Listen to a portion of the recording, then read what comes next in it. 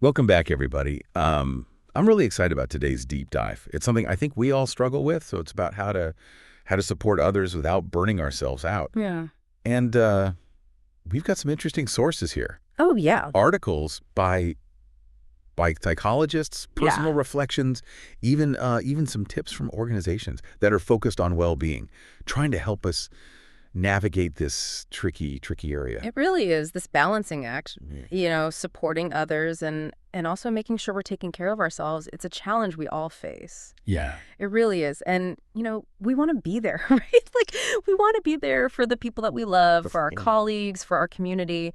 But we also have to figure out a way to do that sustainably without sacrificing our own health, right? Yeah, how do we do that? Where do we even begin? Yeah, Well, where do we begin? maybe a good place to start is with thinking about the risks, like what happens when we neglect self-care while we're caring for others. One of the articles we have here is from Lambton Public Health, and it kind of paints a picture of what can happen Yeah. if we don't prioritize our own needs. They talk about emotional and physical exhaustion, strained relationships, and they even mention how your work performance can decline. Right, and it's not even just about feeling tired or stressed. Yeah, You know, right. the article really highlights how much this can affect us emotionally. Yeah. We can start to feel resentful or angry, even guilty. Exactly. And you know what? When we start feeling those feelings, it actually makes it even harder for us to be there for the people that we care about. Right. You see, it's this vicious cycle. We burn ourselves out helping others,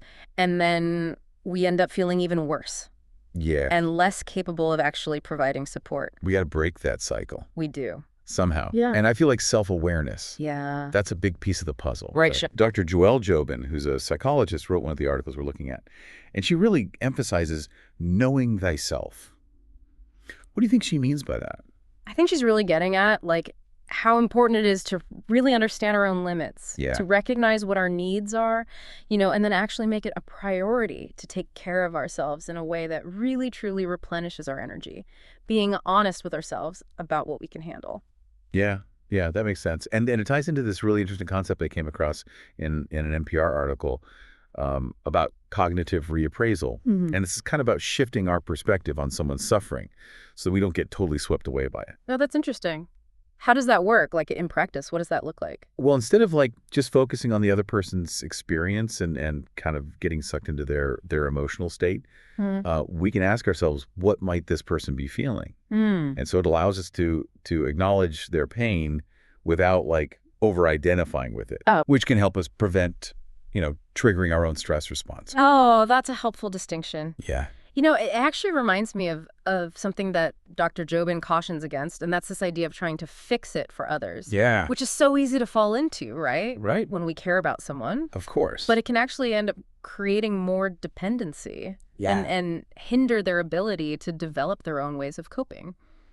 Which kind of brings us right to boundaries. Oh, for sure. Boundaries. Right. Both Dr. Jobin and Dr. Judith Orloff, who's a psychiatrist and wrote an article for Psychology Today, Canada, they are big proponents of setting boundaries. Mm. And Dr. Orloff talks about creating compassionate, guilt-free limits. I love that phrase. That's a good one. It really emphasizes that boundaries aren't about being selfish Huh. or uncaring. They're about protecting our own well-being so we can continue to show up for others, Mm. but in a healthy way. Absolutely. And I think it's about communicating our needs, right? Being assertive, but also respectful. Right. And you know what? The Psychology Today Canada article actually gives some really practical examples of how to do this. For example, let's say someone asks you to do something Right. and you just don't have the bandwidth, this Trishness. Yeah. Instead of saying, I can't do that, you might say, I appreciate you thinking of me, but I'm not available right now. Right. It's a way to acknowledge their request without feeling obligated to say yes. Right. Those are some really helpful examples. So we've talked about self-awareness and setting boundaries, but there's another layer to all of this that I find really fascinating, and it's this idea of shifting from empathy to compassion. Yeah, that's a key distinction Yeah. that Sharon Salzberg, she's a meditation teacher, and she highlights this in the articles that we have from Mindful and Medium. Yeah, so can you elaborate on that a little bit? Sure. What does that mean? So she argues that when we overemphasize, when we really deeply immerse ourselves in another person's pain, it can actually lead to burnout. Yeah. because it's like we're taking on their suffering as our own. Right. And that's emotionally exhausting. It's unsustainable. It is. And it's like you can't pour from an empty cup. Exactly. Exactly. You have to Yeah. fill your own cup first. Yeah. And that's where compassion comes in. Compassion allows us to be present with someone, to be there Yeah. with them in their suffering Yeah. without becoming overwhelmed by it. Yeah. So we can see their pain, we can acknowledge it, we can offer support Yeah. without having to take it on as our own. Right. Right. And what's amazing is, and the research shows this, compassion actually has some pretty incredible physiological benefits. Yeah, it does. Like decreased stress, less inflammation. It can even strengthen your immune system. It's amazing, isn't it? Yeah, so how do we cultivate the superpower of compassion? Well, mindfulness seems to play a really big role. Okay, so let's dive into that. What do we even mean by mindfulness in this context? Well, mindfulness in this context is about being present. So bringing our attention to the present moment, right here, right now, Right. without judgment. Yeah. Just noticing our thoughts, noticing our feelings, noticing sensations in our body. Yeah. Without getting carried away by them. So it's about creating a space between like ourselves and our reactions. Exactly. Yeah. Exactly. Right. So by practicing mindfulness, we get to become more aware of our own emotional state, and that helps us regulate our responses. Okay. So we can avoid being overwhelmed by the emotions of other people. So if we're feeling stressed or overwhelmed, we can use mindfulness to kind of acknowledge those feelings, Yeah. but not let them like dictate our actions. Exactly. Exactly. And you know what? By being more present with ourselves, we also become more in tune with what other people need. Yeah. So we can offer support in a more genuine way, in a more compassionate way, because we're not all caught up in our own emotional turmoil. I'm starting to see how mindfulness is kind of like the foundation for all the other practices we've been talking about. It is. It helps us be more self-aware, to set healthy boundaries, and to engage in compassionate action, without sacrificing our own well-being. It really is. It's like the roots of a tree. The stronger the roots, the stronger the tree. Right. And mindfulness, I think, is like those strong roots, anchoring us in the present moment Yeah. and providing stability amidst the chaos of life. That's a beautiful analogy. Thank you. So how do we actually practice mindfulness? Is it just about sitting on a cushion and meditating?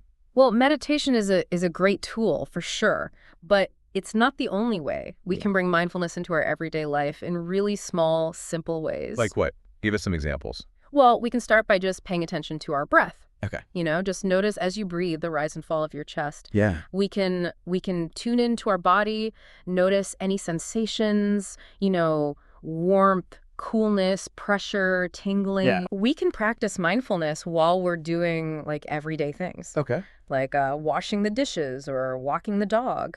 So it's about bringing this sense of awareness, of presence That's it. to whatever we're doing. Yeah, it's about shifting from being on autopilot to actually being engaged in whatever's happening. And even just a few moments of mindful attention can really make a big difference in how we feel and how we show up in the world.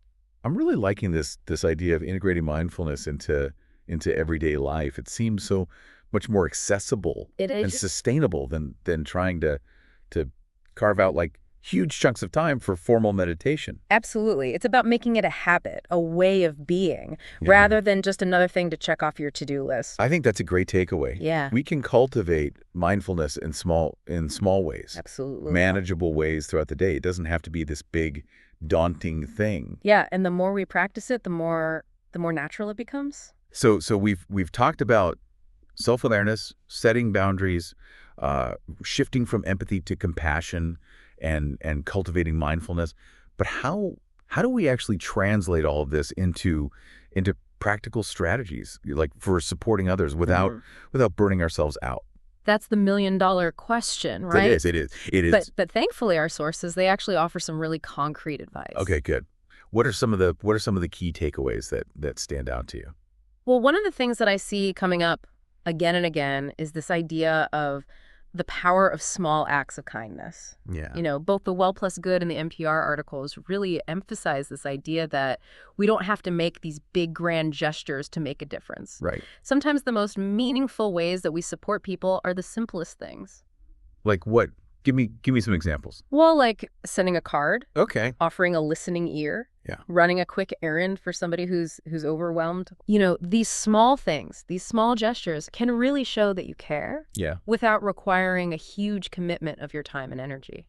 Yeah, I love that. Mm. It's about being mindful, being intentional Yeah, in our interactions with others, absolutely. even in those small moments, right? For sure. And remember what Dr. Jobin said about how it takes a village? Yeah. Building a support network for ourselves Yes. is also crucial. We don't have to do this all alone. Right. We can lean on support groups. We can seek professional help when we need it. Right. Connect with others who understand what it's like to be a caregiver, right? Yeah. So surrounding ourselves with people who can offer encouragement and understanding and practical help Yeah. can make such a big difference in our ability to keep going Yeah. over the long term. It's like that old saying, many hands make light work. When we share the load, it becomes easier for everybody. Exactly. And just as important as asking for help from others is making sure that we're also prioritizing rest and recharge for ourselves, you Yes. know? And a lot of the articles talk about self-care practices like meditation, mindfulness, spending time in nature, doing things we enjoy, Yeah. things that help us kind of disconnect from stress and replenish our energy are really important. Yeah. And it doesn't have to be, some big elaborate routine or retreat. It can be as simple as just taking 5 minutes, to sit in silence and enjoy a cup of tea. That's right. It's about finding what works for you. Yeah. And making it part of your life. I love this idea from the Grotto article about Yeah. aligning our service efforts with our passions. Oh, yeah, that's a good one.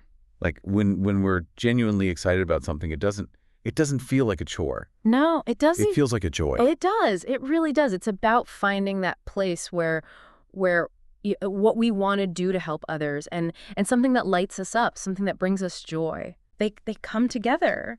And that way we're supporting others, but we're taking care of ourselves. It's like, do what you love and you'll never work a day in your life. Yeah. When we're passionate about what we're doing, it energizes us instead of depleting us. Absolutely. And that energy is contagious. Yeah. It spills over into everything we do, makes us more resilient in all areas of our lives. Okay. So to recap, I've got self-awareness, setting boundaries, shifting from empathy to compassion, cultivating mindfulness, small acts of kindness, building a support network, prioritizing rest and recharge, It's a lot, I know. and aligning our efforts with our passions. Yeah, That's a lot to take in, it is. but it feels like a really comprehensive approach to this whole challenge of supporting others without burning ourselves out. It really does. And it doesn't have to be, overwhelming. Even just taking small steps in the right direction Right. can make a difference. We don't have to do it all perfectly. We just gotta start. That's right. That's right. And be kind to ourselves Yeah. along the way. This has been so eye-opening. But before we wrap up this part of the deep dive, Yeah. I want to touch on something that came up in a few of the articles. This idea of viewing our lives as a mission. Ah, yes. Pope Francis he talks about this Yeah. in the Grotto article. It's a Yeah. fascinating concept. So what do you think he means by that? By viewing our lives as a mission?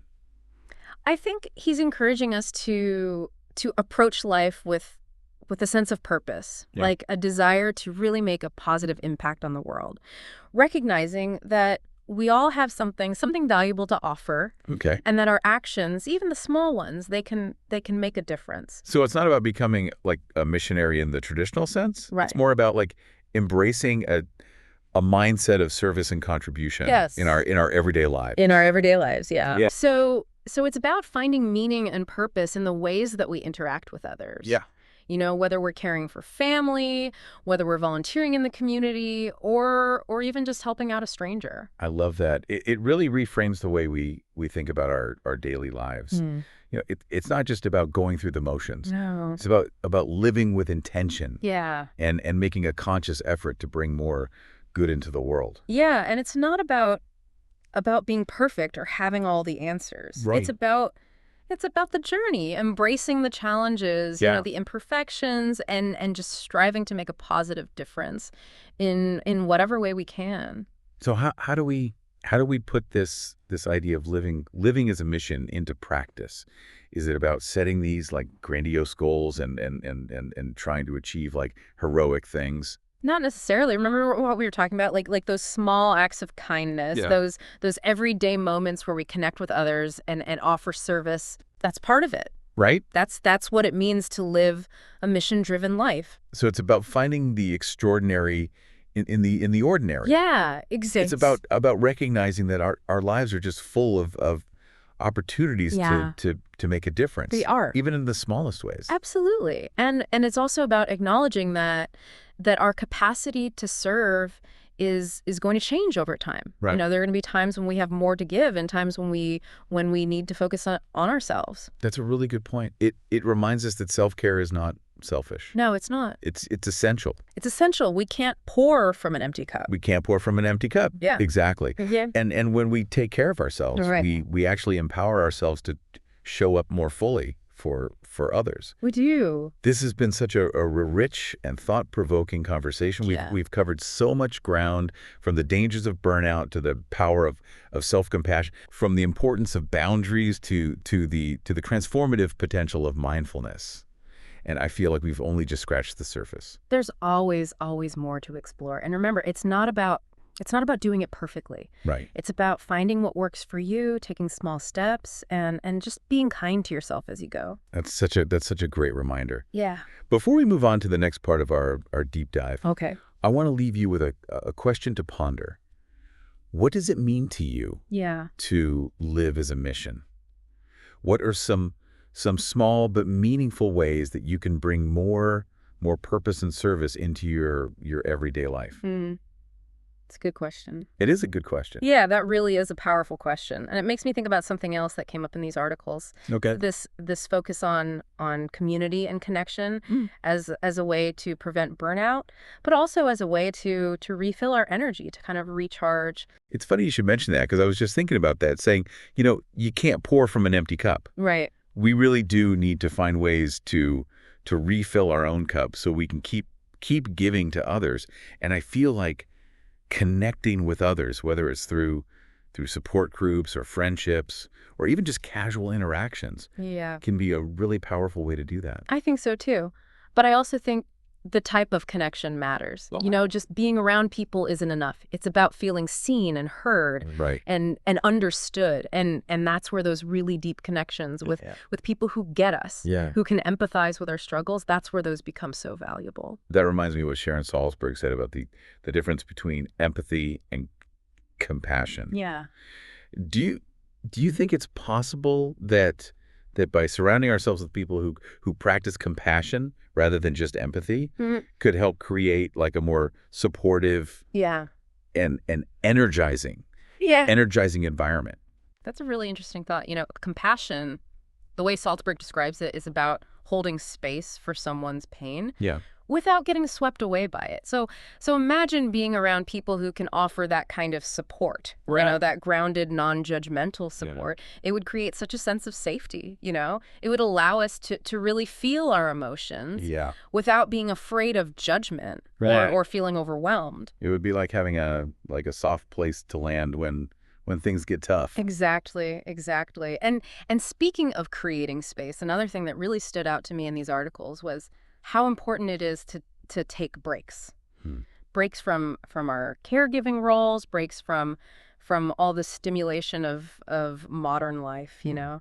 Whether it's setting boundaries, turning off our devices, or Right. just spending time in nature, disconnecting Yeah. seems to be really crucial for recharging our batteries. I totally agree. I think it's so easy to get caught up in the hustle and bustle of daily life. It is. That we forget to just pause Yeah. and take care of ourselves. Mm. But disconnecting, it allows us to kind of tune back into ourselves. Right. When we're constantly bombarded with demands and information, it's so easy to lose touch with our own needs, our own limits. So taking a break, even just for a few minutes, gives us the space to reconnect with that inner wisdom Yeah. and figure out what we need to feel balanced and whole. It's like hitting the reset button Yes. on our nervous system. It is. It's funny because we often think about self-care as something we do, Yeah. right? Like getting a massage or taking a bubble bath. But maybe it's also about what we don't do. Mm. Maybe it's about creating space for stillness, Yeah. for reflection, Yeah. for just being. I think you're right. I think in that space of just being, that's where we can access that deeper well of compassion Yeah. for ourselves and for others. It's where we can cultivate that sense of inner peace. That helps us to navigate those challenges, the inevitable challenges of life Right. without getting totally derailed. I love that. Creating space for being. It's such a simple Yeah. but profound idea. It reminds me of this quote from the Dalai Lama. He said, "If you want others to be happy, practice compassion. If you want to be happy, practice compassion." That's a good one. It's so simple, but it's so powerful. It is. Compassion isn't just about being nice to other people. It's about cultivating a way of being that benefits everyone, Right. including ourselves. Absolutely. And that takes practice. It's not a one-time fix. Right. It's about integrating these small acts of kindness, these Yeah. moments of self-compassion, Yeah. these boundaries, these breaks into our daily lives, making them a habit, making them just a way of life. So often we get caught up in this idea of making these grand gestures, Yeah. of having this huge impact. But maybe true compassion is about showing up consistently Yeah. in those small moments, The small moments. Maybe it's about offering a listening ear, a helping hand, a kind word Yeah. without expecting anything in return. I think you're onto something really important here. Maybe by shifting our focus from what we can get Mm, to what we can give, we unlock something, yeah. a wellspring of joy Yeah. and fulfillment that we didn't even know was there. Because at the end of the day, the greatest gift we can give the world is our presence, our own wholeness, our own capacity to love. There's something really beautiful about that. It's not about being perfect. It's not about having it all figured out. Right. It's about showing up authentically Yeah. with an open heart and doing our best to make a positive impact, however small. And by doing that, we create this ripple effect Yeah. that extends way beyond ourselves. Touching the lives of those around us Yeah. in ways that we may never even fully understand. Right. It's this beautiful cycle of giving and receiving, Yeah, sure. of nurturing and being And nurtured. I'm feeling so inspired right now. It's like a weight has been lifted off my shoulders. It's not about doing more. Right. It's about being more present, Yeah. more compassionate, Yeah. more connected to ourselves and to others. Yeah, that's a journey worth taking. It is. It's a journey that leads to a richer, more meaningful life Yeah. for ourselves and for everyone that we touch along the way. This has been such an incredible deep dive. I feel like we could talk about this forever. I know. But we're almost out of time for this part. I do. Time flies when you're having fun. It does. But before we move on, there's one more crucial piece I think we should talk about. It's something that comes up in all of these sources, Mm. and it provides like a framework for sustainable support. Oh, I think I know what you're talking about. You're talking about mindfulness, right? Yes. Okay. Mindfulness. It's this ability to be fully present in the moment Yeah. without judgment, without getting caught up in the past Right. or worrying about the future. It's like the foundation It is. upon which we can build all of these other practices of self-care Yeah. and compassionate giving. You're so right. Mindfulness seems to be the key Yeah. to everything. Yeah. To recognizing our own needs, Right. to setting healthy boundaries, Bro. to being able to cultivate compassion without getting overwhelmed. Right. It's that anchor, it keeps us Yeah. grounded amidst the storms of life. And the best part is mindfulness it's a skill that we can all develop. That's right. It's not something we're born with. No. It's something that we cultivate through practice, Yeah. through paying attention to our breath, Yeah. our body, Yeah. the sensations and emotions that come up within us. It's the ultimate act of self-care. Yes. Yes. By paying attention to ourselves, Yes. we become more attuned to the needs of others. Right. By cultivating inner peace, Yeah. we radiate peace outward. I'm so excited to explore this mindfulness piece Yeah. more. It feels like a whole new world of possibilities is opening up. It really is. And that's the beauty of mindfulness. It's this journey of continuous discovery, learning to be more present, more compassionate, more fully alive in each moment. This has been such a rich and inspiring conversation. I'm feeling energized, and I'm ready to put these insights into practice. How about you? Oh, I'm feeling so grateful for this deep dive. It's this reminder that we all have the capacity to make a difference in the world, starting with ourselves. We've covered so much today, from the dangers of burnout to the power of self-compassion, from the importance of boundaries to the transformative potential of mindfulness. Yeah, it's a lot. It's a lot to take in, but Yeah, but don't worry. don't worry. We're done yet. I'm not done We've yet. got one more part to go, One more part so stay tuned. tuned. It's amazing, isn't it, how this conversation just keeps coming back to this idea of balance. Yeah, yeah. It's like this underlying theme that connects all these different strategies and insights. Yeah, it really is. And it makes sense, right? Because really sustainable support, I mean, it's all about finding that balance Yeah. between, meeting our own needs while also showing up for other people. It's like a dance, Yeah. this constant back and forth Yeah. between giving and receiving, Yeah. between self-care and other care. Exactly. And like any good dance, it takes practice and awareness. Yeah. And this willingness to adapt to that ever-changing rhythm. One thing that really stuck with me, I think it was from the Grotto article, was this idea of viewing our lives as a mission, like Pope Francis suggests, Yeah. but not in a rigid, duty-bound way. Right. It's about approaching life with this sense of purpose, this wanting to make a positive impact. Yeah. But also acknowledging that our capacity to serve others is going to change, over time. Yeah. There will be times when we have more to give and times when we need to focus on ourselves. That's where those small acts of kindness come in, right? Right. It's a reminder that we don't have to move mountains to make a difference. We don't. Sometimes the most meaningful gestures are the simple ones, Absolutely. Listening ear, a helping hand, Yeah. a kind word. Yeah, those small actions can have a really big impact. And they can have a positive effect on our own well-being too. Yeah. Like studies have shown that acts of kindness can actually boost our mood,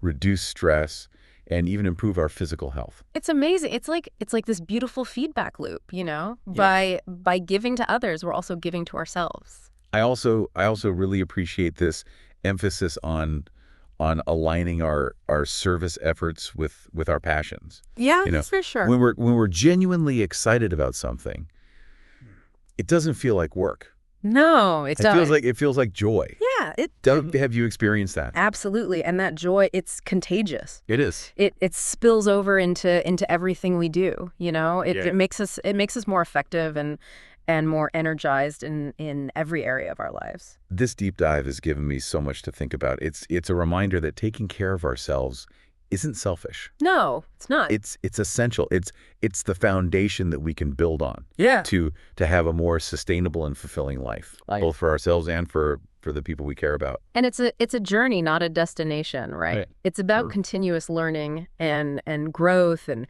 adaptation. It's about Yeah. embracing all the messy parts of life, Yeah. and finding ways to show up with compassion, Right. even when it's hard. Yeah. Yeah. I think that's a beautiful way to put it. It's not about perfection. It's about progress. It is. It's about striving to be the best versions of ourselves. Yeah. So we can make a positive difference in the world, Yeah. one small act of kindness at a time. And remember, you're not alone on this journey. We all have those moments of burnout, Yeah. of overwhelm, Yeah. of feeling like we're not enough. But by reaching out, by connecting with others, Yeah. by practicing self-compassion, mindfulness, we can get through these challenges and come out even stronger on the other side. I'm feeling so grateful for this conversation and for all the incredible insights that we've uncovered. Me too. It's a reminder that even amidst all the chaos and uncertainty of life, there's always hope. Yeah, There's always the possibility for growth and transformation. absolutely. And that possibility, it begins with each of us by taking care of ourselves, by cultivating compassion, by showing up for others in authentic and sustainable ways. Yeah. We can create this ripple effect of positivity Yeah. that spreads outwards. you know? Yeah. touching countless lives. It's been an absolute pleasure diving deep with you today. Likewise, likewise. Yeah. And to all of you listening out there, thank you. Thank you for joining us on this journey of exploration and discovery. Yeah, thank you. We hope you've gained some valuable insights and feel inspired to embrace this challenge of supporting others without burning out. Remember, even the smallest steps can make a difference. Yes. So be kind to yourself, be kind to others, and never underestimate the power of your own compassion. That's right. Until next time, stay curious, keep learning, and keep diving deep.